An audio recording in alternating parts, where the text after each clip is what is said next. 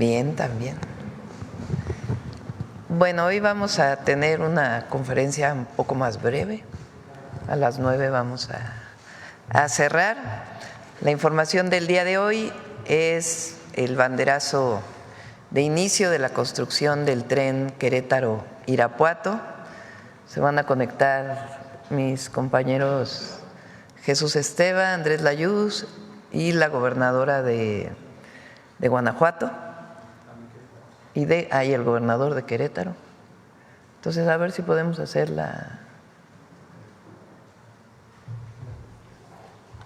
Pues buenos días, con su permiso, señora presidenta. Buenos días, gobernadora. Buenos días. Gobernador. Pues con su permiso, señora presidenta, buenos días a todas y a todos. El día de hoy estamos en Apaseo el Grande, Guanajuato, para dar este banderazo de inicio de trabajos al cuarto tramo que se está construyendo. Este va de Querétaro a Irapuato, son 108 kilómetros, y cedo la palabra al gobernador de Querétaro.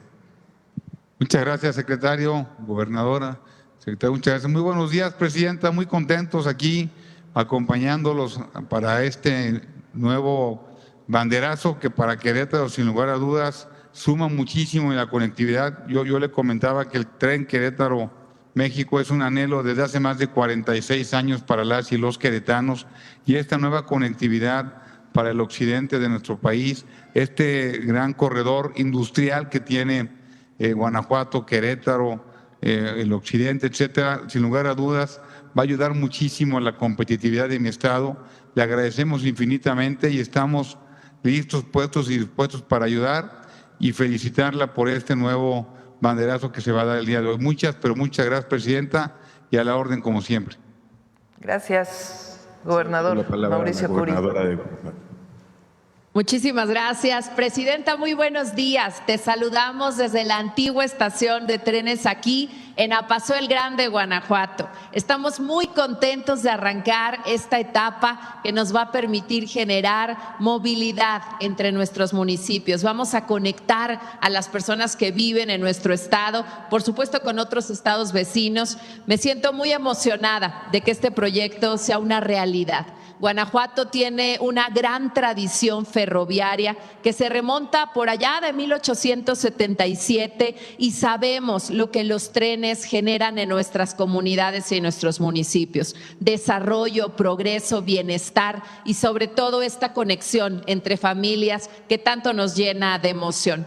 Este tren que estará pasando por Querétaro, Irapuato y que además incluye también al municipio de León va a permitir que venga que vaya a detonarse el desarrollo, la conectividad en esta región, y también creo que es importante destacar que va a ser un gran emblema de lo que logran la colaboración, el trabajo en equipo y la visión estratégica hacia el futuro. Te agradecemos desde Guanajuato este proyecto. Estamos listos para seguir sumando por Guanajuato y por México. Un saludo, presidenta. Muchas gracias, Livia, gobernadora. Adelante, Jesús. Nos acompaña también Joao Parreira de Motangil, la empresa que estará construyendo este tramo de 30 kilómetros, y cedo la palabra a Andrés Layuz para la explicación técnica. Muy buenos días, con su permiso, presidenta. Voy a recordar brevemente cuáles son las características del servicio que se va a dar en este tramo que va de Querétaro hasta Irapuato y que estamos empezando la obra en los primeros 30 kilómetros. Vamos a tener vías dedicadas de pasajeros, en este caso es una doble vía de pasajeros con velocidades máximas de entre 160 y 200 kilómetros por hora y estaciones principales y secundarias. En el mapa se alcanza a ver que tenemos justamente una de las estaciones secundarias aquí en Apaseo el Grande. El sitio donde estamos en este momento es a unos metros de donde se construirá la estación en Apaseo del Grande. Estamos en un espacio donde físicamente tenemos el derecho de vía para construir la doble vía de pasajeros. Este primer tramo es de 30.3 kilómetros, como lo decía, con dos vías. Va a tener en términos constructivos dos viaductos con soluciones específicas para, sobre todo, interactuar con la industria y con el servicio de carga ferroviaria, 9 pasos superiores vehiculares. Esto es lo que permite que las calles que hoy existen puedan cruzar la vía, porque la vía va completamente segregada, lo cual le da características de seguridad, operación y velocidad de un servicio de pasajeros que puede llegar hasta 200 kilómetros por hora. Aquí en este tramo tendremos la construcción, ya lo decía, del paradero de Apaseo del Grande. Nuestro cálculo es que son más o menos 2 millones de personas beneficiadas en total, con una demanda estimada entre estas estaciones específicamente de Apaseo del Grande con el recorrido hasta la Ciudad de México de al menos al día 30,000 personas. Se van a generar 1,518 empleos directos y 8,255 empleos indirectos. Como le decía, tenemos en este tramo 2 viaductos ferroviarios. Van a estar en la zona industrial de Obrajuelo y en Apaseo el Alto. Estos viaductos se construyen para quedar por arriba de la vía de carga existente, un poco como está trazado. Aquí tenemos el tipo de viaducto que tendremos. En algunos casos son con columnas, en algunos casos es con una zona que es como pérgolas. Y esto permite que no se afecte ni la operación del servicio de carga existente ni la autopista 45D, que es la autopista que conecta Querétaro con Celaya e Irapuato incluso. También está considerado que tendremos 15 estructuras, de las cuales la mayoría son, ya lo decía, son puentes ferroviarios y también obras de drenaje.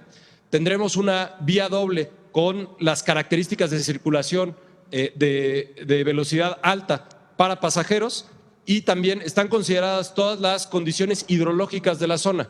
Parte de los estudios que se han estado haciendo a lo largo del tiempo tiene que ver con los estudios hidrológicos para saber cuál es la afectación que pudiera haber en caso de que hubiera lluvias extremas.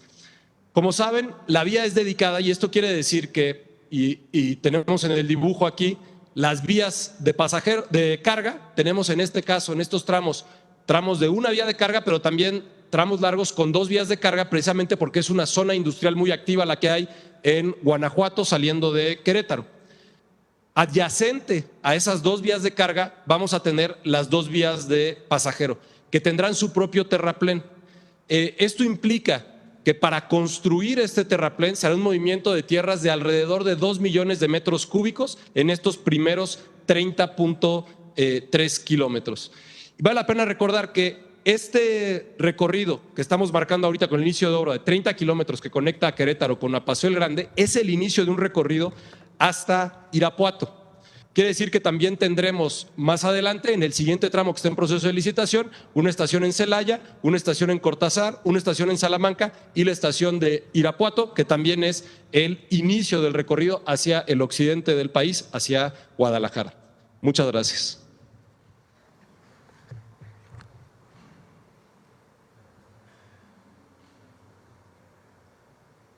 Pues queda hacer el conteo para dar el banderazo. Terminando el banderazo se pasará un video. Y si están de acuerdo, 1, 2, 3.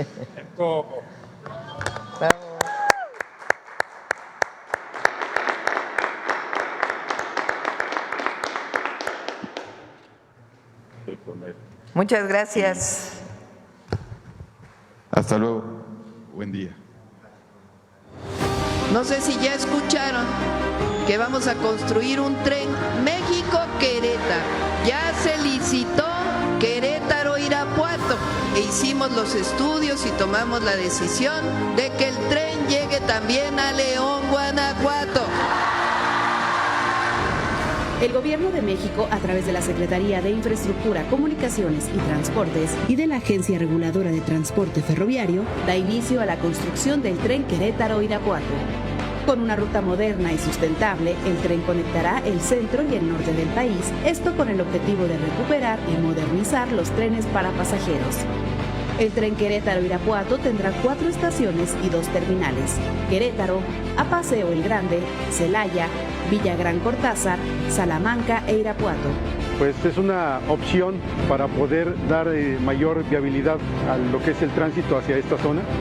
Es una vía alterna que se puede hacer para poder llegar aquí al estado de Querétaro, y bueno, creo que es una buena opción turística. Te recorta tiempos para poder tocar varios puntos o visitar varios puntos. Es una opción segura y ahorita creo que México tiene la infraestructura para poder hacer este proyecto. El tramo de 107.8 kilómetros se ha dividido en 4 frentes de construcción. Con estos trabajos, la Cuarta Transformación avanza y transforma la vida del pueblo de México. Secretaría de Infraestructura, Comunicaciones y Transportes. Gobierno de México. Andrés, si todavía están por ahí conectados, a ver si nos puedes platicar las estaciones de Querétaro a Irapuato, por favor. Sí, por supuesto. Entonces, tenemos la de a Paseo el Grande, que es lo que comentaba, es una de las estaciones secundarias. Estamos aquí a unos metros. No sé si en la imagen se vio, pero aquí atrás tenemos la maquinaria que ya está trabajando, haciendo perforaciones para las calas que se hacen de los estudios de geotecnia, y a un lado, literalmente en donde estamos, está ya designado el predio donde tendremos una estación, y esa estación también tendrá algunas medidas de integración urbana. Se ven incluso que hay unas canchas de fútbol. Después tenemos en el centro de Celaya. Celaya es una ciudad que históricamente ha estado cruzada por el tren. El tren, digamos, sí ha tenido, ya lo decía la gobernadora, un papel histórico muy importante en Celaya. Durante la Revolución fue un centro ferroviario importantísimo. Hace una semana empezó a operar el libramiento ferroviario de carga de Celaya. Esto quiere decir que el tren de carga que originalmente pasaba por el centro de Celaya ya no está pasando por el centro de Celaya.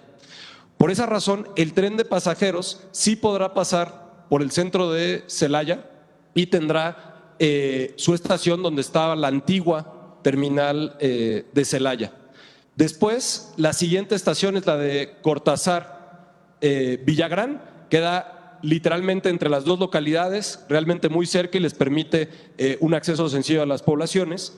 Y ya después, la siguiente estación es en la zona norte de Salamanca. Digo la zona norte de Salamanca porque físicamente es la norte, pero del centro de Salamanca estamos hablando de que es una caminata de alrededor de 20-25 minutos, sigue siendo dentro de la zona urbana. Y la última estación de este tramo es en Irapuato, también en donde está la antigua estación de Irapuato. Este último tramo no vamos sobre el derecho de vía ferroviario, sino que vamos sobre el derecho de vía carretero de la 45D, pero al llegar a Irapuato volvemos a entrar al derecho de vía ferroviario para ya poder entrar a la ciudad. Esta es una estación, las estaciones de Celaya y la estación de Irapuato son estaciones más grandes que la estación que estamos pensando para Cortázar, a Paseo y Salamanca, porque son lugares que tienen más demanda. Muy bien. Gracias, Andrés. Gracias a todos. Buen día, gobernadores. Gracias, Gobernadora, presidenta. gobernador. Bueno, esta es la presentación del día de hoy. Hay que recordar que es con la Cuarta Transformación que se recuperan, renacen, reviven los trenes de pasajeros. No hay que olvidar que México durante decenas de años construyó vías para trenes de pasajeros y en unos cuantos años el neoliberalismo acabó con ellos. Zedillo, hablando de Zedillo, fue quien privatizó los trenes de pasajeros, los trenes de carga y de pasajeros. La idea es que iban a renacer los trenes de pasajeros. Se quedaron los trenes de carga concesionados principalmente a 2 empresas y los trenes de pasajeros desaparecieron. El único que quedó fue el turístico de Chihuahua a Sinaloa, el Chepe. Con el presidente López Obrador se construyen más de 1,500 kilómetros de trenes de pasajeros, el Tren Maya, el interoceánico, que es de carga y de pasajeros, y nosotros tenemos el objetivo de construir el México Nuevo Laredo y México Nogales. Vamos avanzando ya, México Querétaro, México Nuevo Laredo, México Nogales, México Pachuca. El AIFA, México AIFA se inaugura este diciembre, Pachuca y Querétaro en el 2027 y los siguientes tramos se van a ir desarrollando. El próximo año hay un presupuesto importante para trenes también, para continuar estos trenes. Y sobre la vía de carga del México-Veracruz, estamos trabajando para que pueda haber también una corrida de trenes de pasajeros, de tal manera que quede conectado nuevamente todo el país con los trenes de pasajeros. Esto nunca hubiera ocurrido si no llega un cambio al país. No olvidemos que Zedillo privatizó los ferrocarriles y después se fue a trabajar, cuando acabó el gobierno, como asesor de una de las empresas, Kansas, que hoy fue vendida a una empresa de Canadá. Pero no olvidemos que Zedillo, después de privatizar, se fue a trabajar a una de las empresas a las cuales le regaló el tren de las vías de tren, la concesión de las vías de tren. Bueno, este es el renacimiento, sigue el renacimiento del tren de pasajeros. Vamos a las preguntas. Vamos por acá, a ver, vamos acá primero. Muy buenos días, Presidenta. Rocío Jardines, de W Radio y Teleurban. Preguntarle en primera situación su opinión acerca de este amparo que se ha difundido, que interpusieron a favor de Andrés Manuel López Beltrán y también Gonzalo López Beltrán, los hijos del expresidente Andrés Manuel López Obrador, se dice por este caso de huachicoleo fiscal.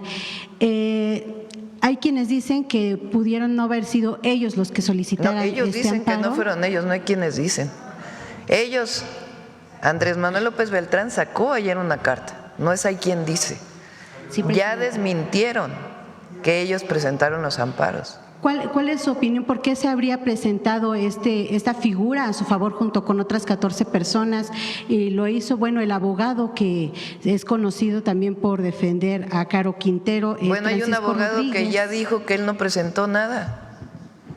Es parte de la campaña de calumnias, así de sencillo. ¿Cómo es posible? Imagínense esto, que no sé quién, pero tiene que saberse quién, porque tiene que saberse quién puso estos amparos y por qué. ¿Cómo es posible que a los hijos del presidente López Obrador alguien a su nombre ponga amparos en distintos lugares del país? ¿Con qué motivo? Evidentemente la calumnia, desacreditar.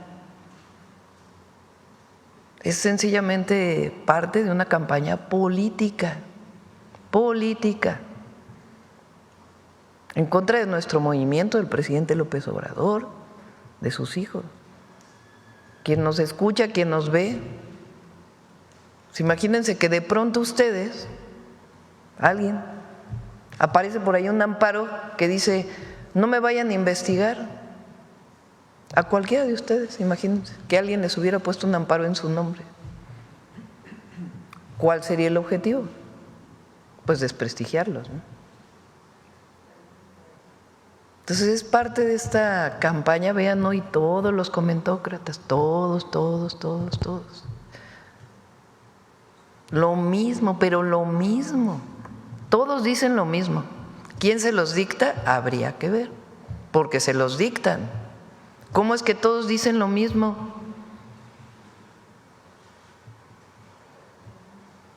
Entonces, evidentemente, primero ya salió Andrés Manuel López Beltrán a decir es falso, absolutamente falso, que se hayan puesto estos amparos por parte de él o de su hermano, o de sus hermanos. Y segundo, hay un abogado que ya dijo, usaron mi nombre, usurparon mi nombre para poner el amparo. Entonces, ¿qué sentido tendría poner los amparos? Desacreditar, calumniar. ¿Sería necesario, Presidente, que ellos presenten algún tipo de queja o busquen que se haga esta investigación que usted dice? No, pues ya contestaron. O sea, lo que es importante es para todos nosotros, todo el pueblo de México.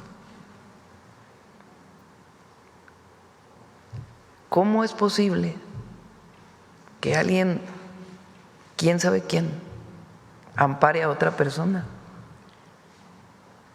a su nombre, usando sus nombres. Y después se filtra a los medios y a las redes, casualmente, de inmediato. No, se pone el amparo y al minuto ya está en las redes. Y al minuto ya está en Reforma, ya está en el Universal. ¿No les parece extraño? Por eso mi pregunta es si debería ser investigado esto a través de alguna queja, denuncia por parte de ellos. No, sí se tiene que saber quién puso esos amparos, porque tiene un sentido de desprestigiar y de calumniar a unas personas, y tiene un sentido de dañar al presidente López Obrador y a lo que representa nuestro movimiento. Evidente. Bueno, son demasiado burdos, burdísimos. Entonces, afortunadamente, pues muy rápido ellos contestaron, o Andrés Manuel López Beltrán contestó. Inmediato, sí. Presidenta, también saber si usted pudiera darnos información de la que le hayan transmitido también sobre esta expulsión de Hernán Bermúdez de Paraguay, ya está por llegar o ya llegó a nuestro país, a Chiapas, si no me equivoco. Bueno, se dice que fue el propio secretario de Seguridad Pública, Omar García Harfuch, quien fue por él a Paraguay y por eso no estuvo en las celebraciones junto a usted en estos días patrios. No, es falso. Es falso. ¿Qué información le dieron acerca de esta expulsión de Hernán Bermúdez? Fue parte de esta solicitud que hizo el gobierno, desde luego. Sí, ya no hizo falta el juicio de extradición, porque esta persona entró de manera ilegal a Paraguay y cometió una serie de delitos en Paraguay. Entonces las autoridades paraguayas decidieron expulsarlo. Entonces hay un avión de la Fiscalía General de la República que en este momento está en Colombia y en algún momento pues ya partirá para México, para que lleve su juicio aquí. Gracias, presidente. Y el día de ayer, por último, ya se hizo esta lectura en el Senado de la República, confirmando que llega el proyecto de la presidencia en materia de juicio de amparo. Inmediatamente se anunció que el presidente de la Comisión de Justicia llamó a hacer un parlamento abierto para poder tener las voces de todos los expertos, además de legisladores. Su opinión al respecto, porque la oposición, bueno, pues ya dice que es un riesgo, que no va a haber como tal un parlamento abierto como ha sido en otros temas, sino que podría hacerse, incluso dijo Manuel Añor, el senador priista, que podría ser un traje a la medida para el gobierno federal. Muchas gracias, presidenta. A ver si por ahí puedes poner la reforma al Poder Judicial, la Constitución. La reforma constitucional al Poder Judicial que fue publicada el 15 de septiembre de 2024, hace 1 año y 2 días. La reforma al Poder Judicial no solamente establece que los jueces, las y los jueces, las y los magistrados y las y los ministros deben ser elegidos por voto popular, sino que también establece una serie de acciones para hacer más expedita la justicia, que no haya estos juicios de 25 años para poder resolver un problema o una denuncia. Viene desde la Constitución. Entonces, para poder cumplir lo que dice la Constitución, se tienen que modificar una serie de leyes. Mañana van a venir el ministro Saldívar y Ernestina Godoy a explicarlo. Se tienen que modificar una serie de leyes. Entre otras leyes está el juicio de amparo, porque se establece ahí, por ejemplo, que son 6 meses para un juicio mercantil. Pero vamos más abajo.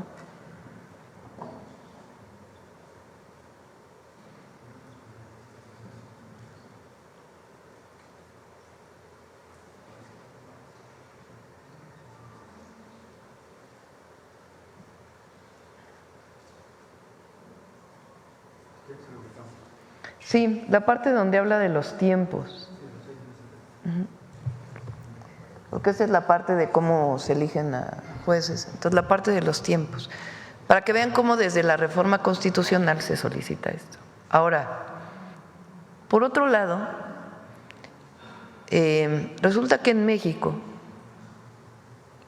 ¿quién es quien tiene la última palabra en términos de la justicia? La Corte. ¿Están de acuerdo? Es el máximo tribunal. Bueno, en México, incluso aunque la Corte haga una resolución, puede haber amparo frente a la ejecución de la resolución. Eso prácticamente en ningún país del mundo. Ayer les pedía a Ernestina, le pedí a Ernestina que pudiera presentar en qué otros países hay eso. O sea, aquí se pueden amparar frente a la ejecución de una resolución ya de la Corte. Cualquiera, cualquier caso.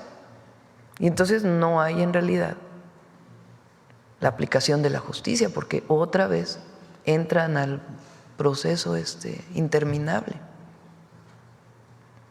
Entonces, el amparo queda tal cual lo establece la Constitución, es algo muy importante en nuestras leyes, es la defensa del ciudadano y es fundamental que exista la defensa del ciudadano frente a un acto de autoridad, es indispensable.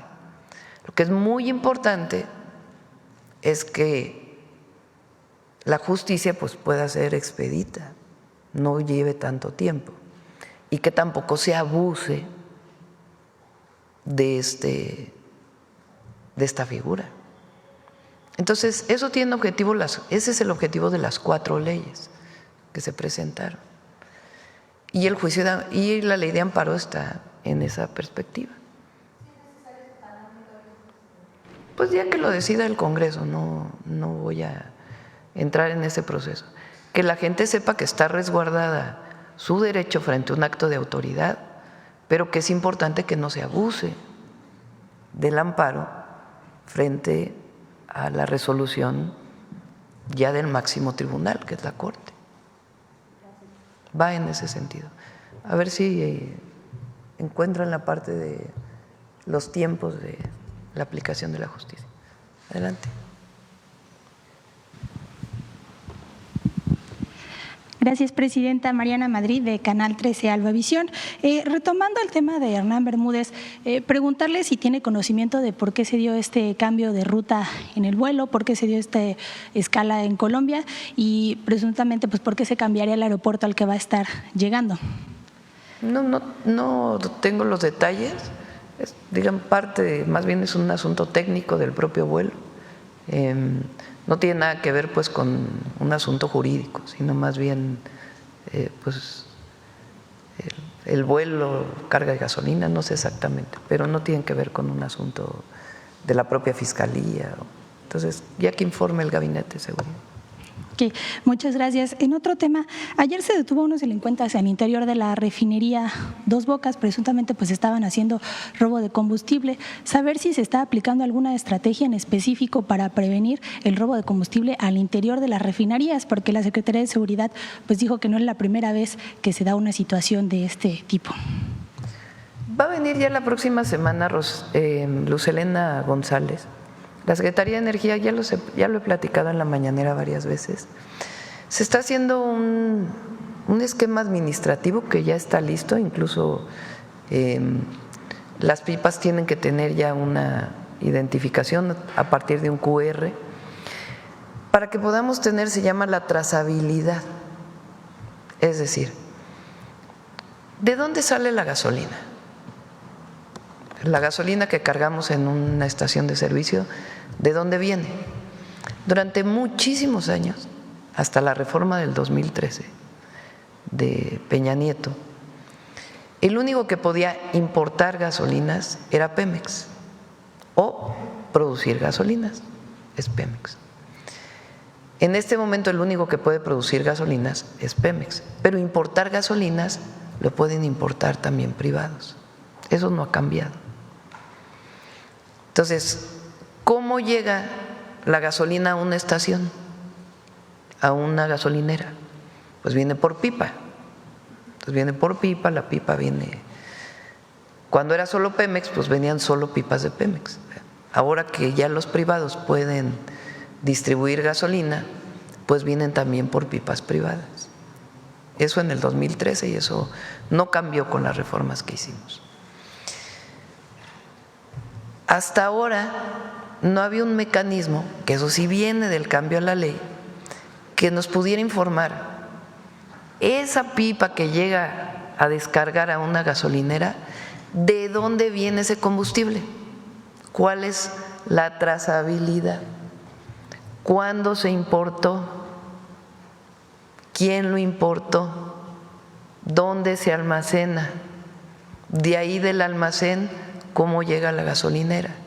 O en el caso de Pemex, que tiene más controles, porque es una sola empresa, la refinería de dónde sale o el lugar en donde se importa a partir de Pemex y dónde se almacena y de ahí cómo llega a la gasolinera.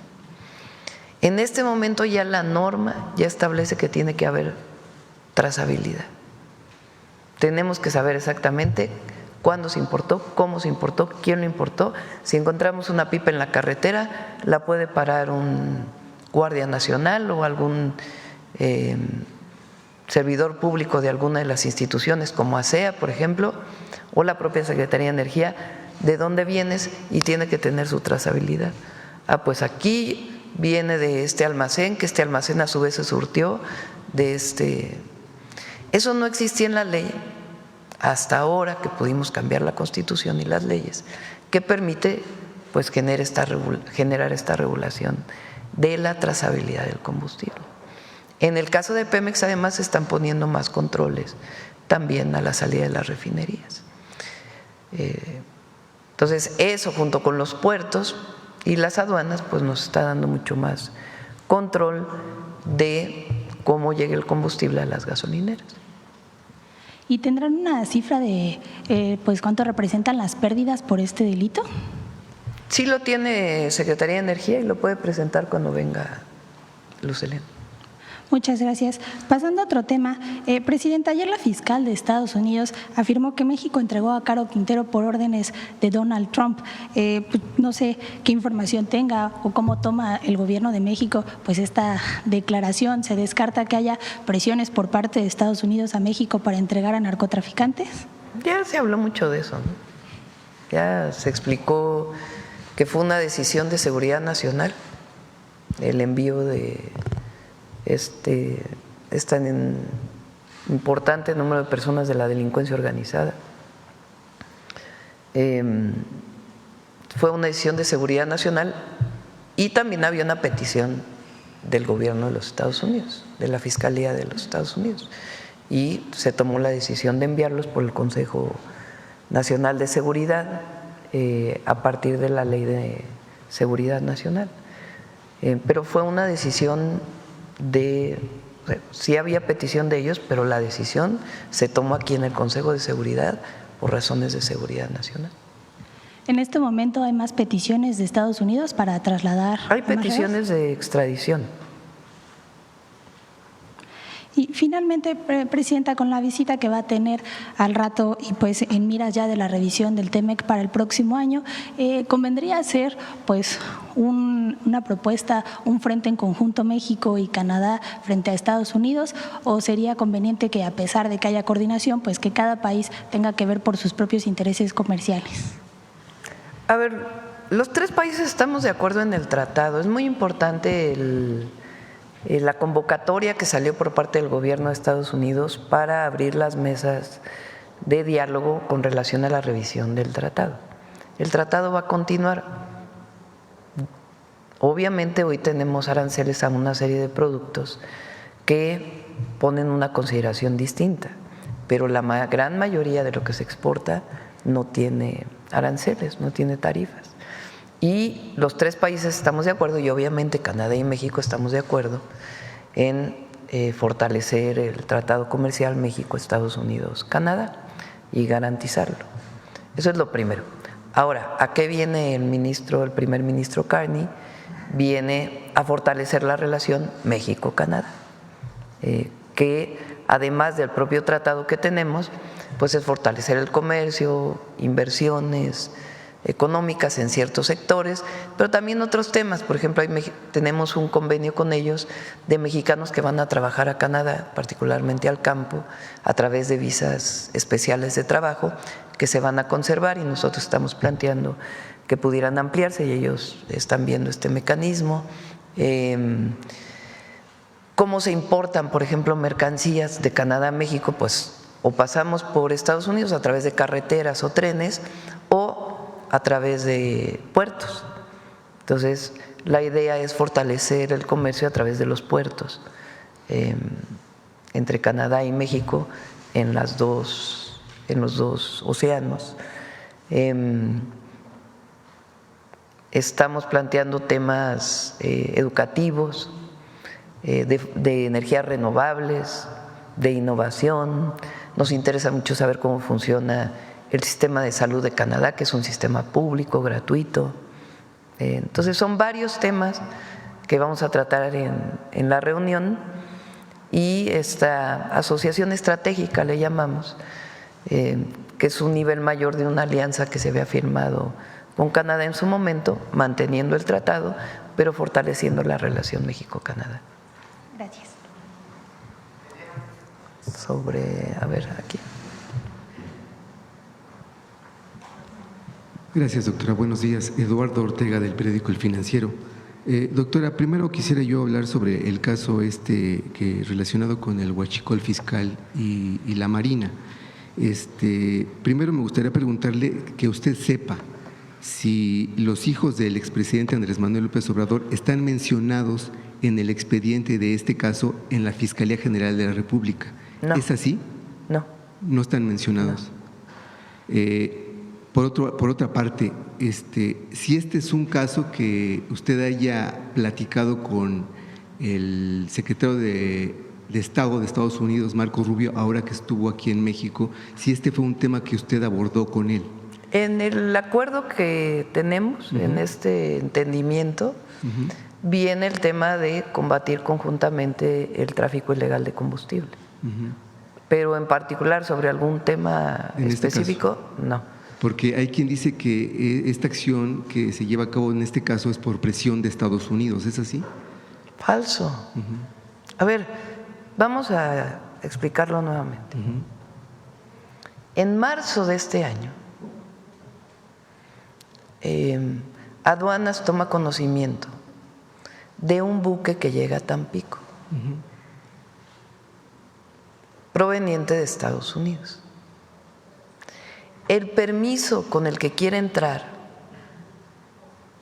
a descargar el contenido del buque es un permiso temporal de una sustancia química, de naftas.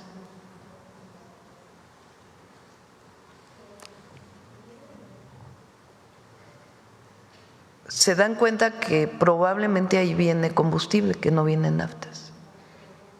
Detienen al buque y piden un análisis del contenido del buque. Se hace un análisis por Pemex y por Aduanas y se encuentra que no, que es diésel, y que el diésel proviene de Estados Unidos. Si hubiera sido una importación legal, pues en el documento con el que llegan a la aduana dice diésel y hay que pagar de impuestos tanto. ¿Por qué se le llama contrabando? Porque como quieren pasar otra sustancia, gato por liebre, como se dice comúnmente, entonces no pagan impuestos. Y como dicen que es una importación temporal, pues no se paga IVA ni siquiera. Entonces se dan cuenta que es diésel. Y algunos tanques que ya habían cargado, pues se les da seguimiento y se encuentra que llegan a una bodega y de ahí inician las investigaciones de qué empresas están involucradas, cómo fue que sale de Estados Unidos, quiénes participaron en el pedimento de este tanque o de este buque tanque de combustible. Ahí inicia la investigación. Y ahí viene entonces por parte de la Fiscalía General de la República, de la propia Marina, una investigación donde se dan cuenta pues que hay algunos elementos de la Marina involucrados y hay empresarios involucrados y la investigación continúa a partir de un buque que llegó en marzo de este año. Doctora, se encontró también, que se ha hecho público, una serie de carros tanque que venían en ferrocarril, que también tenían permisos que no correspondían a lo que en realidad estaba en los tanques. Y ahí también inicia una investigación. Y a partir de ahí viene toda la investigación. Doctora, pero le quiero preguntar, es que en la conferencia anterior en materia de seguridad, el fiscal Alejandro Hertz dijo que la investigación había empezado hace 2 años, cuando el propio exsecretario de la Marina, Rafael Ojeda, había denunciado a sus propios sobrinos. Sí, probablemente eso lo tiene que explicar el fiscal, no soy la fiscalía. Pues se juntan las investigaciones, eso ocurre normalmente en las fiscalías. Si se abre una investigación por contrabando de combustible o huachicol fiscal, como le quieran llamar, pues ¿qué hace la fiscalía? Saca las otras investigaciones que ya tenía, que a lo mejor no tenían suficientes pruebas, y junta las investigaciones, y a partir de ahí pues viene las detenciones y otras detenciones que tienen que venir hacia adelante, y encuentran la participación de elementos de Marina y de empresarios, Claro. que son los que se estaban beneficiando de de esta venta ilegal de combustible. Claro. Doctora, me gustaría preguntarle respecto a este amparo que alguien presentó a favor de Andrés Manuel López Beltrán. Hay quien dice que él, el hijo del expresidente, renunció al amparo pero mediante la carta pública, que no lo ha hecho legalmente, por lo que pues renuncia mediáticamente al amparo, pero la cobertura jurídica sigue. ¿Pero qué quieres decir con eso? Mediáticamente él renuncia al amparo. O sea, él dice: yo no lo presenté, alguien más lo presentó. Sin embargo, o sea que jurídicamente en el expediente no lo ha hecho. O sea, ¿pero entonces le pregunto… ¿qué conlleva tu pregunta? Preguntarle qué piensa de eso. O sea, pues tendrá que también hacerse por la vía legal. Y a estos jueces notificar. Pero fíjense ahora el trabajo que tienen que hacer ellos. O sea, ahora ellos tienen que ir a decir: no, mire, fíjese que yo no presenté el amparo, por favor retírelo. Ah, pues ahí está. Ah, mira, aquí hay abogados, ¿verdad? Ah, no tiene firmas. Ya. Porque bueno, al final lo que entiendo… A ver, vamos a ponerlo otra vez, porque no tenía yo conocimiento de esta parte. Aquí hay una compañera que ayer dijo que era abogada. Bueno, ¿no trae firmas?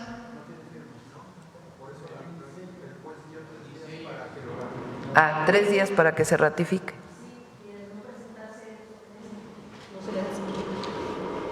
Ya, entonces no tienen que ir a cada juzgado. Claro. Doctora, por otra parte, quiero preguntarle sobre la visita que va a hacer hoy, entiendo, el subsecretario de Terrorismo e Inteligencia Financiera del Departamento del Tesoro de Estados Unidos. Entonces, yo le quiero preguntar, en este sentido, ¿qué nuevas estrategias están, digamos, trabajando ambos gobiernos en materia de antilavado?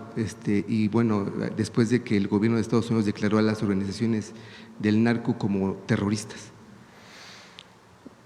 En el entendimiento que se hizo se planteó que hubiera más colaboración en el tema de información sobre el lavado de dinero. Viene el subsecretario a hablar de varios temas con el secretario de Hacienda y entre otros también pues de cómo fortalecer las investigaciones conjuntas frente al lavado de dinero, cuando hay información que tenga pruebas. Claro. Pero no hay, digamos, una medida específica en el cual… No, es parte pues de la colaboración que hay. Claro. Y finalmente, doctora, quiero preguntarle sobre el caso de Hernán Bermúdez. Esto ya se lo he preguntado antes, le quiero reiterar la pregunta. Si usted no consideraría que Adán Augusto López Hernández debería de pedir licencia como senador. La investigación tiene que seguir su curso. Ya dijo el senador que si en algún momento requieren de su declaración, que él con gusto la va a dar. Entonces, es muy importante, se va a presentar. ¿Se va a presentar? No. ¿Cómo se va a presentar? ¿Cómo fue que este personaje, que fue secretario de Seguridad de Tabasco, digamos, se fue descomponiendo? ¿Y en qué momento se dan cuenta que primero no está cumpliendo con sus funciones y que pudiera estar vinculado con algún grupo delictivo? ¿Cómo se pide su destitución por parte del presidente López Obrador a Tabasco? Todavía no entrábamos nosotros. En el momento que hay indicios de que esta persona tiene algún vínculo y a partir de ahí él decide salir y huir. Y después pues ya viene la investigación por parte de la Fiscalía del Estado de Tabasco y la Fiscalía General de la República. Pero es muy importante que se sepa todo este proceso, porque es muy fácil para la oposición la hipocresía en acción. Ahora, ¿no?, que nunca explicaron nada de García Luna, el coordinador del PAN en el Senado, que nunca explicó por qué se fue 6 años de México y que ahora regresó con fuero y que es el principal crítico ahora, ¿no?, porque es el uso político. Entonces, se va a dar toda la información de cómo fue que esta persona empezó a involucrarse y en el momento que hubo información se pidió su destitución e investigación. Ya para entonces el senador pues ya era secretario de Gobernación. Imagínense, participaba en el gabinete y se solicita la destitución por parte del secretario de Gobernación y del presidente entonces. Claro. A Merino, que estaba de gobernador, Merino lo destituye, este señor se va y inician las investigaciones. Pero esta cosa de que ahora el senador Adán Augusto tiene que renunciar hoy y tiene que a ver qué dicen las investigaciones, ¿verdad? Porque lo que no es ahora la prensa, algunos medios de la prensa, son los juzgadores. Loret de Mola ahora es el principal juzgador, cuando todavía no explica todos sus montajes o las mentiras que dice todos los días.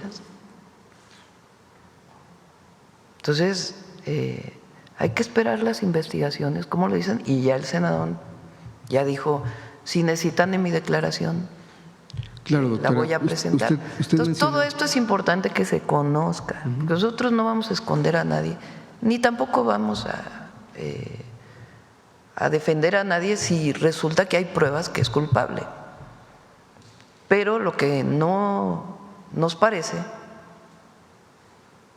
es este juicio que hacen los grandes medios de comunicación o la oposición, que ahora se erige como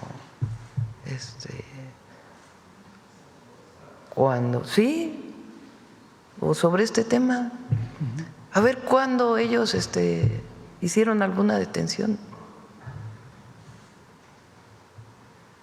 O sea, porque aquí se está actuando cuando se encuentra y hay pruebas. Por eso el secretario de Marina dijo, fuimos nosotros mismos quienes presentamos la denuncia y las investigaciones que se hagan. Ahora, no les funciona a los medios ni a la oposición, por más que quieran. No les funciona, ni les va a funcionar, porque nosotros siempre va a haber verdad y se va a pedir siempre que se aplique la justicia. No somos iguales. Gracias, doctora.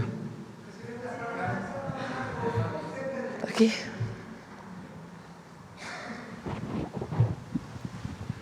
Buenos días, presidenta. César Huerta, de la revista Polemón.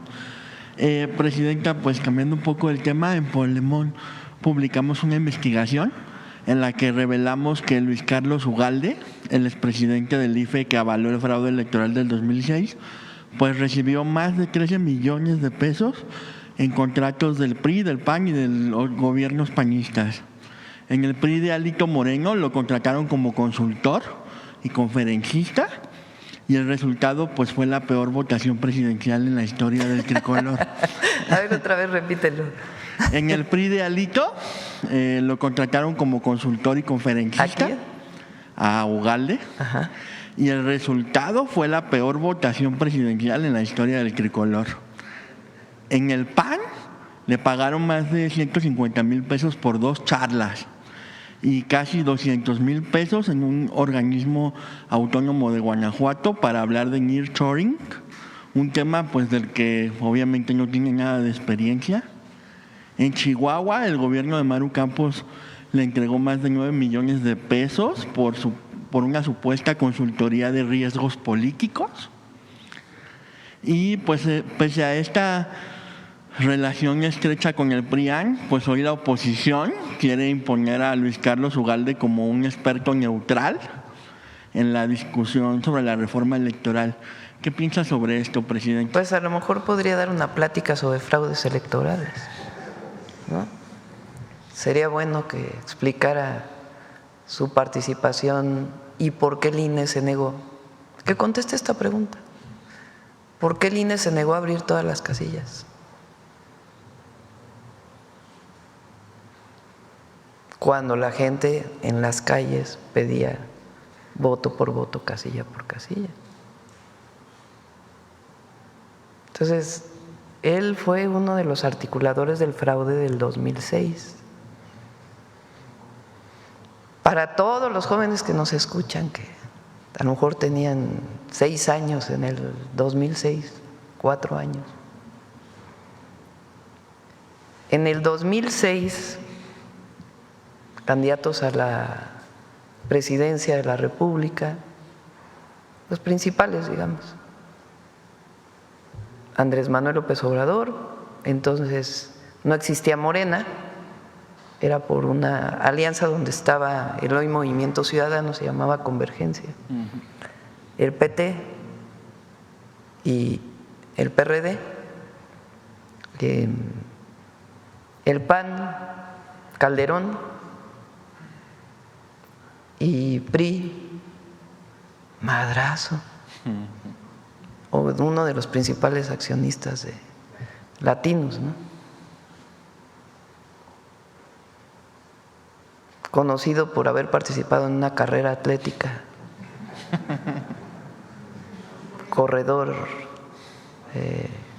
que tuvo que subirse o que desapareció la mitad de la carrera y de pronto llegó a la meta. Bueno, esos eran los principales candidatos.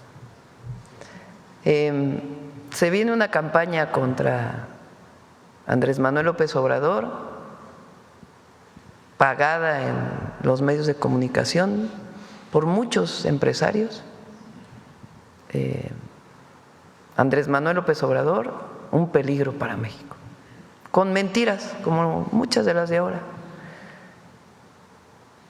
muchas mentiras. Que aun cuando se pedía que no se pagaran estos mensajes, Entonces no era ilegal, digamos, que empresarios pagaran mensajes en contra de algún candidato en los medios. Después se hizo ilegal y por eso hoy solamente son tiempos oficiales en los que puede anunciarse un candidato o candidata de algún partido. Llega el día de la elección, como a la 1 de la mañana, en el famoso PREP, que es el que va dando los resultados, Andrés Manuel López Obrador va arriba y de pronto empieza a caer y cruza Felipe Calderón y entonces el PREP le da el triunfo a Felipe Calderón. Resulta que al otro día ¿qué día fue la elección en 2006? En junio, ¿no? En julio, ¿no? 2 de junio. 2 de junio. Fue en junio, creo. Era en junio entonces. Fue el 2 de julio, ¿no? Del 2006. 2 de julio. Ahora es en junio, antes era el 2 de julio. El 3 de julio, pues ya estaba Felipe Calderón arriba por 200, casi 300,000 votos. Pero había un montón de casillas que no se contaban. O sea, dejaron muchas casillas que por alguna razón no se contaron. Y ahí empieza la gente a decir, aquí hubo fraude. Viene unos días después el llamado conteo distrital y hay muchas evidencias en esos días de que hay personas que entran al lugar donde se guardaban las urnas a presuntamente modificar, a meter votos. Muchas evidencias. Vean la película El fraude, ahí viene, de cómo la gente empezó a cuidar los distritos electorales donde estaban las casillas guardadas y veían que entraba gente.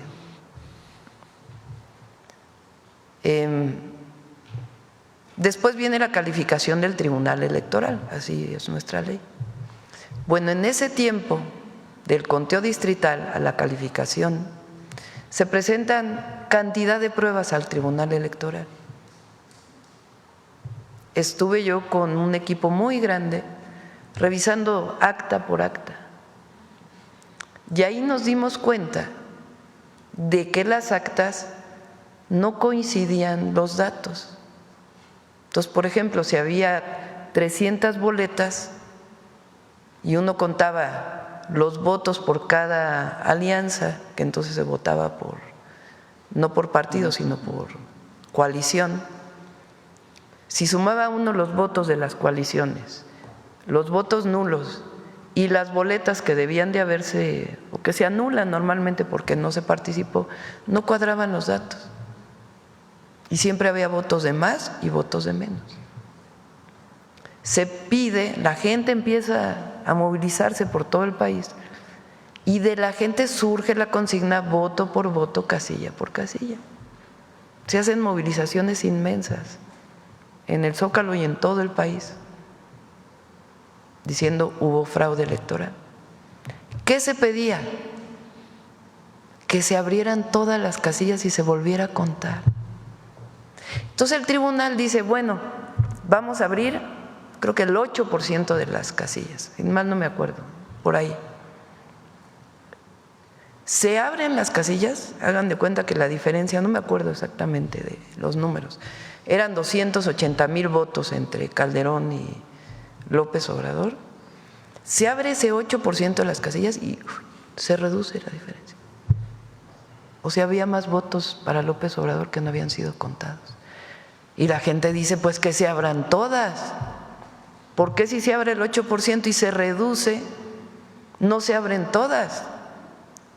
Y el tribunal se niega a abrir todas las casillas. Y se consuma el fraude electoral el 1 de diciembre, con la entrada de Calderón. Por eso decimos Calderón es un presidente espurio, porque no ganó con el voto popular. El triunfo entonces era de López Obrador, como lo fue el triunfo en 1988 del ingeniero Cárdenas. El neoliberalismo en México, entre otras cosas, se impuso con fraudes electorales. No se nos olvide. El fraude electoral del 88. Salinas también llegó al poder sin haber sido elegido por el voto popular. Lo mismo que Calderón. Y en el 94 con un terrible magnicidio. O sea, hay que recordar la historia. Y en el 2012 con una compra de votos masiva totalmente demostrada. ¿Quién era el presidente del Instituto Nacional Electoral en el 2006? Ugalde. Entonces, ahora resulta que él da conferencias de moral electoral. No, pues no. Por eso digo que lo inviten a platicar sobre cómo se hace un fraude electoral. Entonces a lo mejor ahí sí puede opinar. Y un poco ligado pues con el tema de Presidenta, pues Covarrubias y Asociados publicó una encuesta que le otorga un 72% de aprobación, digo, a diferencia de los otros que hacían los fraudes, y señala que el 75% de los mexicanos tiene muy buena impresión de usted. Según este estudio, la ciudadanía reconoce los resultados de su gobierno y afirma que su calidad de vida ha mejorado. Estos datos, pues además, coinciden con otras encuestas y se dan en un contexto de intensas campañas de desprestigio contra usted y contra su gobierno y contra la Cuarta Transformación. ¿Considera usted, Presidenta, que el pueblo de México ya no se deja engañar por la guerra sucia de la derecha? Sí, ya es muy difícil que le hagan caso a una cierta televisora que habla todo el día en contra de nosotros y algunos otros medios. Y antes era muy común que un editorial tuviera una influencia así tremenda sobre, cuando no había redes sociales, la televisión ni siquiera se abría opiniones diversas. Ahora ya es más plural algunas televisiones, van comentaristas que opinan distinto. Antes pues ni siquiera eso, ¿no? Ni siquiera había programas de opinión, creo. Nomás era la noticia del día, totalmente controlada. Las épocas ahí sí de la censura total, ¿no? Entonces la gente ya se informa de muchas maneras y lo ve reflejado en su vida cotidiana. 13.5 millones de personas salieron de la pobreza. Se redujo la desigualdad. Eso no hay manera que nada lo quite. Como digo, el presidente López Obrador se quedó en el corazón del pueblo de México y ahí va a permanecer. Eso por más que los medios digan lo que quieran decir. Y en nuestro caso, pues gobernamos con los mismos principios. En este momento, pues, la presidenta es quien gobierna con su equipo el país, pero tenemos los principios que nos llevaron al movimiento de transformación a ganar en el 2018 y nunca vamos a traicionar eso. Imagínense, traicionarse a uno mismo sería no poder vivir. La gente que se traiciona a sí misma en sus principios, sus ideas, su forma de vida, pues es la que muere con arrepentimientos, ¿no? Y por último, Presidenta, casi al final del... O vive con arrepentimientos, que es peor. Y ya la última, casi al final de su gobierno, el expresidente López Obrador reveló aquí en la mañanera que 13 grandes empresas, entre ellas una refresquera, un equipo de fútbol, tiendas departamentales y una empresa de transportación aérea, adeudaban más de 129 mil millones de pesos al SAT, pero que estos casos estaban entrampados en el Poder Judicial por la falta de audiencias o por resoluciones que favorecían a los deudores. ¿Qué acciones está tomando su gobierno, Presidenta, para destrabar estos expedientes y garantizar que esas empresas paguen lo que deben especialmente ahora que hay un nuevo poder judicial y un nuevo momento político pues para exigir esa justicia fiscal. Aquí es la justicia. El SAT hace su trabajo, muy bien, por cierto.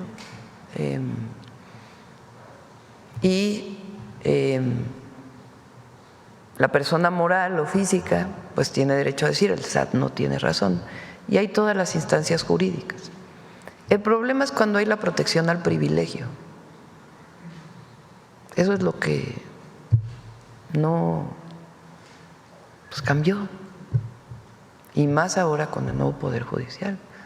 Entonces se trata del Estado de Derecho, el verdadero Estado de Derecho, y que quien tiene que pagar impuestos lo pague, y quien viola la ley pues que también se le apliquen las sanciones correspondientes. ¿Nos podría dar como una actualización de estas empresas? Siguen las mismas. Ok, muchas gracias. Sí. A ver, aquí la compañera y luego acá.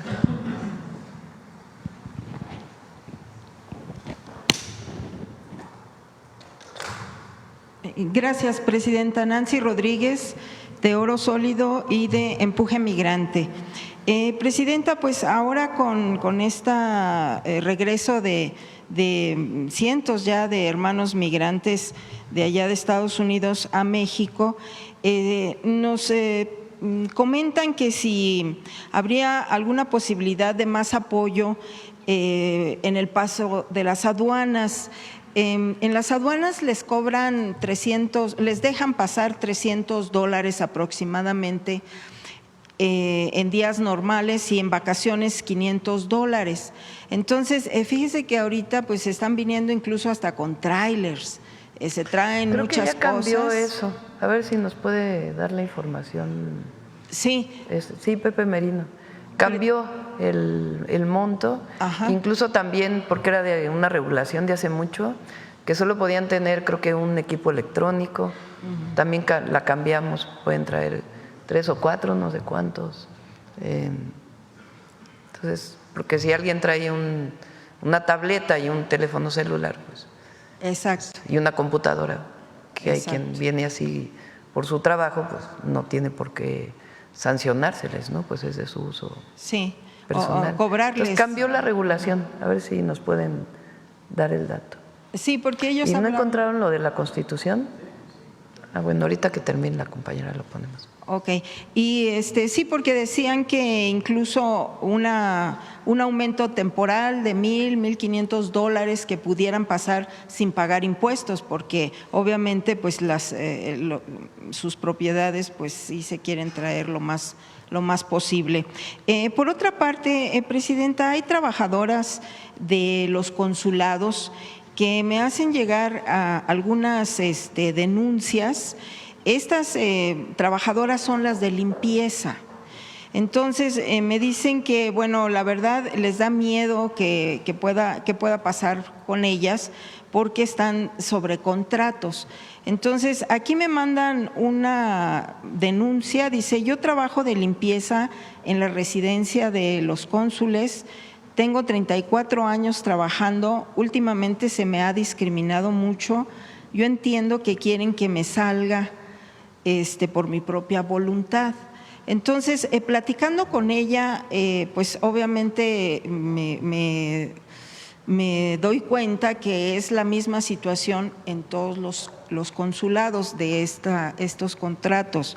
Entonces, me dice que ella ahorita pues están denunciando 2 personas, que le gustaría saber si pudieran hacer algún trato especial con estas contrataciones, porque pues tienen miedo de que pues las corran en cualquier momento por todos estos dato cambios. de la compañera, y aparte pido a Cancillería que revisen este tema.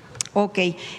Por otra parte, presidenta, también me preguntan de allá de Estados Unidos, dice: quiero aprovechar, y ya que tienes la oportunidad y el privilegio, diría yo, de estar aquí en las mañaneras con usted, si los que pagan El IMSS, ya ven que ahorita se ha incrementado los que contratan el Seguro Social desde allá de Estados Unidos, que si se pudieran hacer consultas vía Zoom, mejor llamadas videoconsultas, para que se puedan hacer algunos diagnósticos y así poder aprovechar el seguro médico. Me dicen algunos, no sé qué posibilidades podría ser. Sí, le decimos a Zoe que ahora el martes que viene Salud, que pueda hablar sobre este tema. Así es. También por otra parte, Presidenta, platicando con las diputadas migrantes y con la senadora, me denuncian que hay un ataque sistemático mediático, porque ya ve que allá también pues los cónsules incluso pues también pagaban medios, y hay un ataque mediático para el cónsul de Denver, Pavel Meléndez. A mí me preocupa mucho porque este cónsul, incluso el presidente Andrés Manuel López Obrador lo conoce en lo personal y le dio pues mucho gusto que estuviera él porque pues es gente del movimiento. Entonces, fíjese que este cónsul de Denver, Pavel Meléndez, incluso ya lo denunciaron ante la Fiscalía, un abogado que supuestamente es Javier Martínez Calzada, y bueno, pues es un ataque mediático a estos nuevos cónsules que están llegando a Estados Unidos. No sé si usted tenga información acerca de esto. No conocía de esto, pero le pedimos también a Cancillería que lo revise y que hable con los cónsules a ver qué está pasando. Exacto. Y también, Presidenta, pues nos sorprende muchísimo, ya hay estos cambios, son poquitos todavía porque son 50 consulados, pero por ejemplo el coordinador que le llaman de comunidades en Nueva York, y le menciono este consulado porque ya ve que hubo mucha problemática en el sexenio anterior. Y bueno, pues viene con esta filosofía de la 4T y sí quiero yo destacarlo porque es lo que se necesita ya en los consulados. Y él publicó este comunicado, él es Félix Santana Ángeles. Dice, en enero de 2025 fue invitado a integrarme al Consulado General de México en Nueva York. El 17 de marzo, en medio de una política marcada por la xenofobia, el racismo y la criminalización contra los migrantes, me incorporé como cónsul de comunidades, iniciando el mayor desafío a mi carrera profesional. Y la verdad es de que están muy sorprendidos los hermanos migrantes allá en Nueva York porque dicen que está muy comprometido, con puertas abiertas, me han mandado videos y esto es precisamente lo que se necesita en todos los consulados allá.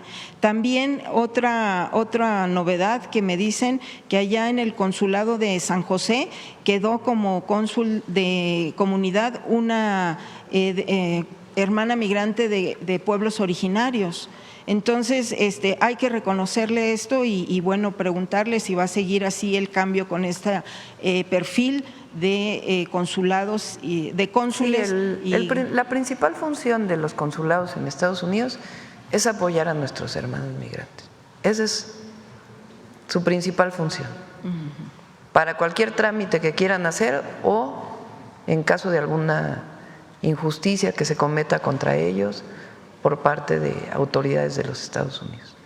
Entonces tienen esa encomienda a todos y a quienes nombramos recientemente pues llevan en particular la encomienda. Hablé yo con ellos personalmente, tienen que hacer un día a la semana de audiencia pública, tienen que bajar a las ventanillas, tienen que hablar con la gente, tiene que cambiar pues la visión esta de que son parte de la diplomacia y están solamente en eventos sociales, a convertirse realmente en defensores de los mexicanos allá.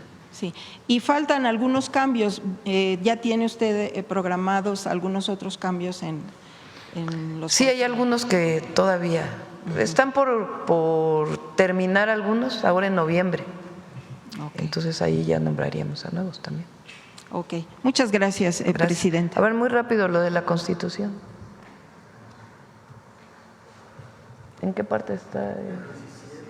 A ver, márcale ahí con el cursor.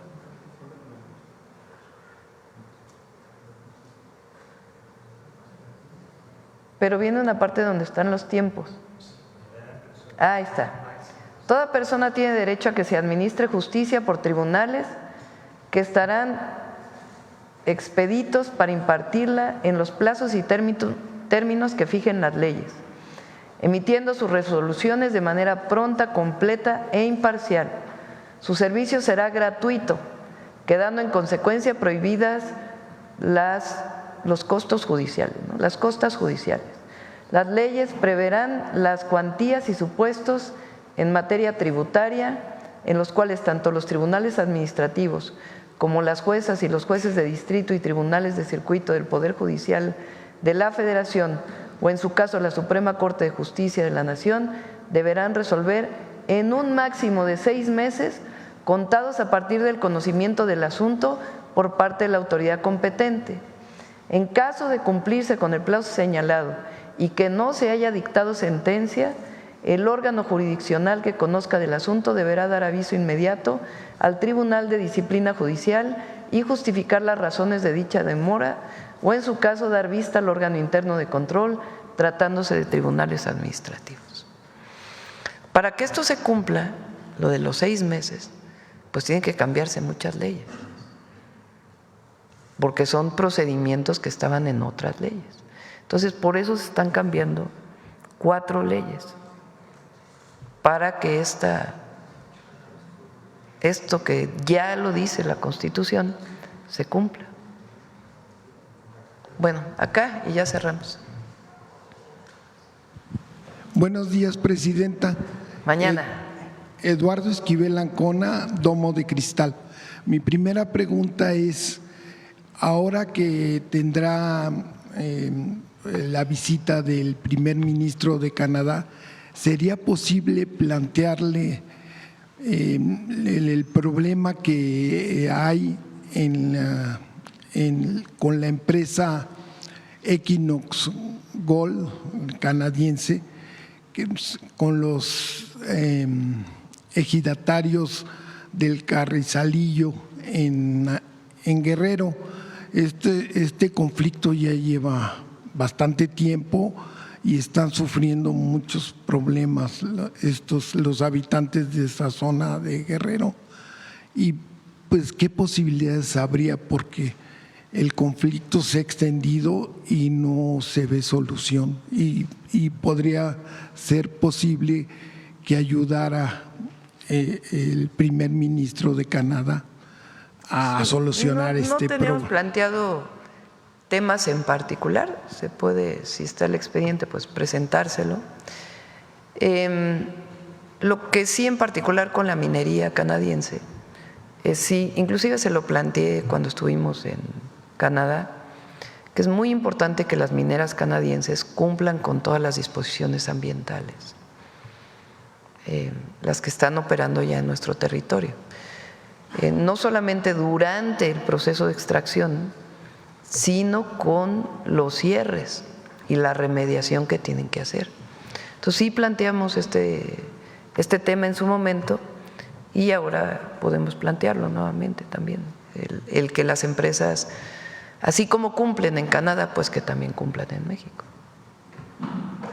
En una segunda pregunta, en el paquete económico para el 26 viene un aumento a las retenciones del ICR, al pago de interés, a los intereses de los ahorradores. Pero no es aumento. Es importante, no sé si salió el comunicado de Hacienda o todavía no. A ver, pásamelo, a ver cómo, para que lo lea tal cual, lo ponlo ahí. Porque además el PRI ha estado diciendo, el PRIAN, de que nos queremos robar los ahorros de los cuentavientes y no. Es que es simbólico. No, pero no hay aumento, ningún aumento de ningún tipo. La única diferencia que se planteó ahora es que normalmente cuando viene la declaración fiscal, ahí se retiene el impuesto a la hora de la declaración. Y ahora lo que se plantea es que sea retenido y si no, se devuelva a la hora de la declaración. Es nada más cambiar la dinámica de cómo se está haciendo ahora. En vez de que se haga al final, se hace desde el principio y se devuelve a la hora de la declaración de impuestos. Pero ni hay aumento, ni hay mayor retención, ni hay digamos mayores impuestos a los ahorros, nada que ver. Es en la parte de las cuentas que tienen que ver con fondos de inversión, cambia la dinámica de cómo se retiene y cómo se devuelve ese impuesto. Eso es todo. Pero no hay nada que tenga que ver con mayor impuesto. Le agradezco mucho, presidenta. Sí. Bueno, cerramos. Vamos, Noemí.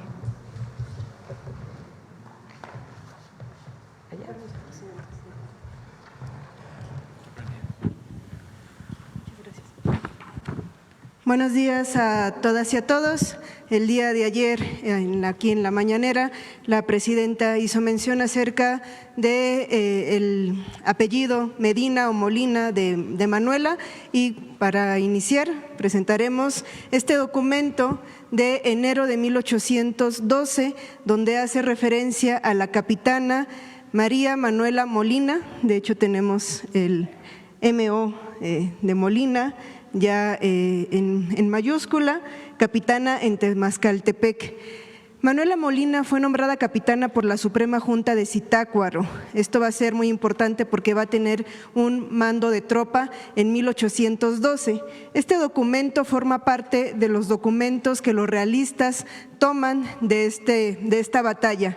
Veamos también otro nombre muy interesante, doña Rafaela Aguado, madre de los Rayones. Era la madre de Ignacio López Rayón, también de otros dos hermanos que son aprendidos, y a ella le toca decidir la entrega de uno de ellos. También va a ser muy interesante cómo en estos procesos las madres también tienen un papel fundamental, así es que también está en esta lista junto con la hermana del cura del pueblo. Hay otro documento donde también nos habla de María Manuela Molina. Este es el diario, es un año después, del 8 de abril de 1813, es el diario de guerra del secretario de José María Morelos y Pavón, donde dice, ese día, está narrando día por día. Doña María Manuela Molina, india natural de Tasco, capitana titulada por la Suprema Junta. Esta mujer llevada del fuego sagrado que inspira el amor de la patria. Comenzó a hacer varios servicios a la nación hasta llegar a acreditarse y levantar su compañía. Se ha hallado en 7 batallas y entusiasmada con el gran concepto que al señor general le han acarreado sus victorias, hace referencia a José María Morelos y Pavón, hizo viaje de más de 100 leguas para conocerlo, expresando después de lograrlo que ya moriría gustosa, aunque la despedazara una bomba de Acapulco. Ojalá que la 10ª parte de los americanos tuviera los mismos sentimientos. Eso dicen sobre María Manuela Molina. ¿Cuál es el debate muchas veces con los apellidos? Que sobre todo durante el siglo XIX muchos de los cronistas, o cuando se hablaba de, pues había esta dificultad, sobre todo en la localización de las fuentes, pero estas ya están acreditadas. Este diario lo digitalizó por completo la UNAM. Por ejemplo, el documento anterior que les hice referencia está alojado en Carso. Mucho del problema de las mujeres y su historia es este. Por ejemplo, de la insurgente Guadalupe Rangel, pues muchísimo tiempo pasó a la historia como la esposa de Albino García, otro insurgente, lo que hizo que se dificultara mucho la localización en archivo o documentar sus historias. Es lo que pasó con gran parte de estas mujeres, que prácticamente las encontramos cuando son aprehendidas y están en los documentos donde ya se les está haciendo un juicio. Pero en este caso podemos encontrar diversos testimonios que nos hablan de la capitana María Manuela Molina, que fue una de las nombradas por primera vez en este grito de independencia de la fecha pasada. Y ahora sí, pasemos a otra historia, la que corresponde al día de hoy, también de una extraordinaria mujer. Manuela Garín Pinillos fue una de las pioneras de las matemáticas en México. Nació el 1 de enero de 1914 en España, pero a los 3 años migró a Cuba con su familia. Tras el ascenso del dictador Gerardo Machado, Manuela tuvo sus primeras experiencias políticas como estudiante. A los 17 años, por una mezcla de razones políticas y familiares, migró con su familia a México, donde se estableció definitivamente. Al terminar de validar sus estudios de secundaria, ingresó a la Escuela Nacional Preparatoria y más tarde, en 1937, se matriculó en la Escuela de Ciencias Físicas y Matemáticas de la UNAM, donde formó parte de la primera generación de estudiantes de matemáticas, junto con Enriqueta González Vaz y 2 estudiantes más. Manuela entró a trabajar como profesora de la Universidad Obrera, mientras realizaba sus estudios universitarios. Durante ese periodo, fue invitada a participar en una célula del Partido Comunista Mexicano por los dueños de una carnicería en La Merced, donde solía comprar la carne para su madre enferma. Más tarde, se integró a la célula de estudiantes de ingeniería, donde conoció a su futuro esposo, Raúl Álvarez, con quien compartió muchos episodios de vida familiar y actividad política. Manuela tuvo 2 hijos y, pese a las expectativas sobre las mujeres casadas de la época, nunca renunció a su profesión. Fue investigadora del Instituto de Geofísica de la UNAM, participó activamente en la Sociedad Matemática Mexicana, fundó la Escuela de Matemáticas en la Universidad de Yucatán y la Escuela de Altos Estudios de la Universidad de Sonora. Manuela trabajó en temas de vanguardia mundial dentro de las matemáticas aplicadas, en una época en la que no había las computadoras que hay ahora, desarrollando, entre otras cosas, importantes modelos matemáticos para entender y predecir el comportamiento del campo magnético de la Tierra, una investigación científica todavía abierta.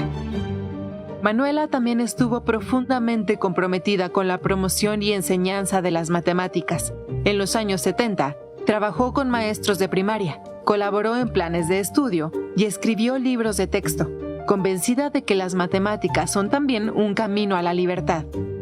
Si a la población se les enseñara las matemáticas como se debería enseñar, esa población podría hacer razonamientos lógicos y no se dejaría engañar. A lo largo de su vida, Manuela participó activamente en movimientos sociales y de solidaridad con los pueblos de América Latina que lucharon por su libertad. Brasil, Argentina, Chile, Cuba, Venezuela y Guatemala. Sin embargo, el movimiento de 1968 en México le tocó personalmente. Su hijo Raúl Álvarez Garín, líder estudiantil del Instituto Politécnico Nacional, fue detenido en Tlatelolco el 2 de octubre y encarcelado en Lecumberri. Manuela fue parte de las madres que lucharon por la libertad de los presos políticos. Hizo gestiones, denuncias y visitas a la cárcel, muchas veces con la periodista Elena Poniatowska, a quien al principio sugirió usar como seudónimo el nombre de su hermana Esther Garín para poder entrar a entrevistar a los presos. En 1971, Manuela fungió como intermediaria entre el gobierno y el Comité de Estudiantes para su Liberación y breve exilio en Chile. En 1989, Manuela Garín fue nombrada profesora emérita por la Facultad de Ingeniería de la UNAM y a mediados de los años 90 se despidió definitivamente de la docencia. Manuela Garín Pinillos falleció a los 105 años, el 30 de abril del 2019, tras una vida de enseñanza, lucha, autonomía y matemáticas. Creo que hay poco que decir después de esta cápsula. Sin duda, una vida dedicada a la ciencia y la matemática, y solamente recuperamos algo que también dijo en una entrevista a Claudia Gómez en agosto de 2006. Si toda nuestra gente tuviera una preparación matemática fundamental, que se supiera cómo se razona en matemáticas para hacer una teoría, que utilizas una lógica, como lo mencionó, entonces todos cogeríamos nuestro libre camino. Muchas gracias. Gracias, Noemí. Mañana, que no se me olvide, Belmont, el tema del grito de independencia, porque otra vez sale diciendo que Hidalgo gritó a favor de Fernando VII, y no es cierto. A ver, pon rápido lo de Pedro García, antes de irnos. Te lo mandé hoy en la mañana, ¿lo tienes? Pedro García, que es quien escribe cómo fue el grito de independencia, nada más por no dejar el debate. Las que estuvieron ahí como bueno, Pedro ella García, es Patricia Galeana, te mandé el documento primero, a ver si lo tienes ahí. Ella es Patricia Galeana, ella no es Es una historiadora muy reconocida. Fue directora del Instituto Nacional de Estudios de la Revolución Mexicana. No, ella no es cuatroteísta.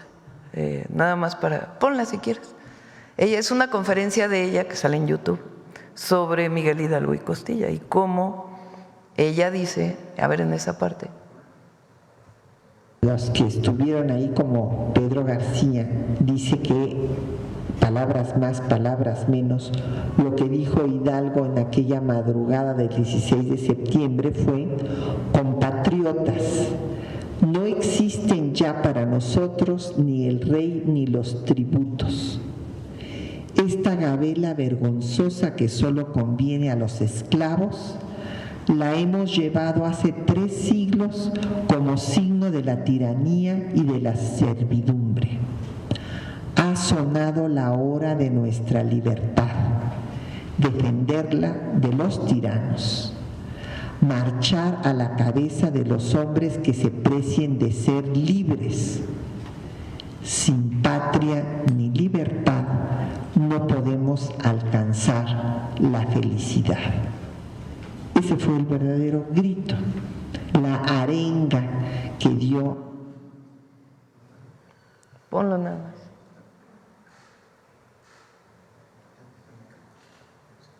Porque dice hoy Aguilar Camín que en realidad, ¿por qué reivindicamos otra vez a Miguel Hidalgo y Costilla? Que hay que reivindicar a Iturbide.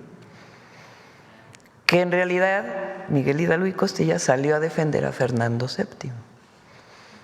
Patricia Galena, historiadora de la UNAM, dice ella misma en defensa de Hidalgo que es falso y habla de este documento. Todo esto se puede encontrar, ustedes lo pueden buscar en el internet. No existe ya para nosotros ni el rey ni los tributos. Eso es lo que Miguel Hidalgo y Costilla dice el día de la campana de Dolores. Esta gabela vergonzosa que solo conviene a los esclavos, la hemos sobrellevado hace 13 siglos como signo de la tiranía y servidumbre. Terrible mancha que sabremos lavar con nuestros esfuerzos. Llegó el momento de nuestra emancipación, ha sonado la hora de nuestra libertad, y si conocéis su gran valor, me ayudaréis a defenderla de la garra ambiciosa de los tiranos. Pocas horas me faltan para que me veáis marchar a la cabeza de los hombres que se precian de ser libres. Os invito a cumplir con este deber, de suerte que sin patria ni libertad estaremos siempre a mucha distancia de la verdadera felicidad. ¿Dónde habló de Fernando VII? Hay un debate ahí que en realidad Ignacio Allende sí